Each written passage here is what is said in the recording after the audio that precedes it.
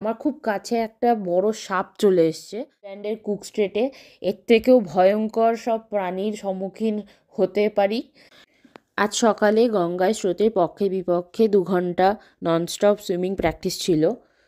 প্রথমের দিকটা প্রচণ্ড কুয়াশা ছিল, কিছু দেখা যাচ্ছিল না। ফিল্ড প্র্যাকটিস করার পর জলে নেমে যাই। কুয়াশার জন্য নেভিগেট করতে খুব অসুবিধে হচ্ছিল।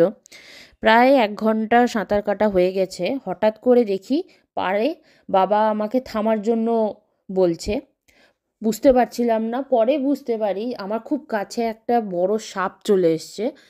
ওটা একটা জলঢোরা সাপ ছিল, বিষাক্ত নয়। তাই সময় নষ্ট না করে আবার আমার সাঁতার শুরু করে দিই, কারণ আমি খুব ভালো করেই জানি নিউজিল্যান্ডের কুক স্ট্রেটে এর থেকেও ভয়ঙ্কর সব প্রাণীর সম্মুখীন হতে পারি।